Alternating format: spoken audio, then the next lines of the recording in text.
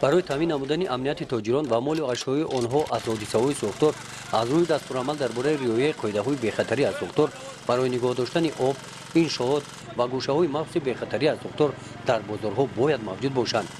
اجرایش این قاعده در همه بازارها نوبت به شکل مالکیت حتمی میباشد. در بازار جمعیت مطلوبات ناحیه واسه این قاعده ها رعایت کرده می شوند. در نتیجه کارهای آموزشی از طرف کارمندان خدمات دولتی آتش نشانی ناحیه واسه این آدمان درک کردند که رعایت قاعده های بی‌خطری از سوختار مسئولیت اساسیش از مناسبت آنها به این مسئله وابستگی کلان دارد. با همین مقصد روز 29 نوامبر در ناحیه واسه مشق یکجایی خدمات آتش نشانی منطقه کولاب در همبستگی با تاجران بازارهای حدود شهرک واسه دایر گردید. رفت مشق نشان داد که در بازار جمعیت مطلوبات ناحیه واسه حالت آماده باشی سوداگران و ماموریت بازار در سمت پیشگیری حادثه‌های سوختار خوب به راه مانده شده است.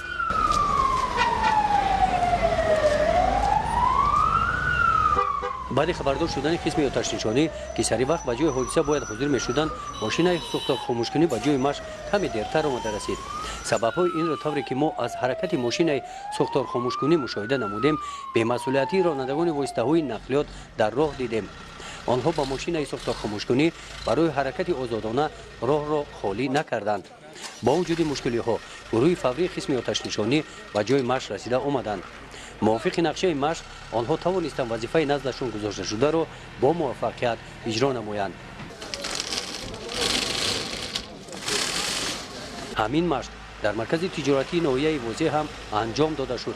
راهروهای مرکز تجارتی و طلبات‌های قاعده‌های پیشگیری سوختار جوابگو بوده، ماشین سوختار خاموشکنی از راهرو آزادانه حرکت کرده گذشته رفتند. این مشقی علاوه‌ای میباشد که ما پیوسته همین مشق‌ها در انشاءات‌های مهم می‌گذرانیم.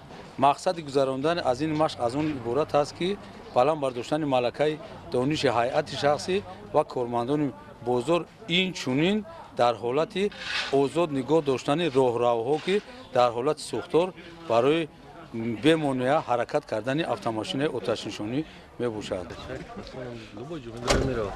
از روی نقشه خدمات دولتی آتش نشانی منطقه کولاب چنین مشق‌ها برای آمادگی هیئت شخصی و ساکنان در دیگر ناحیه‌های منطقه کولاب می‌گذرند.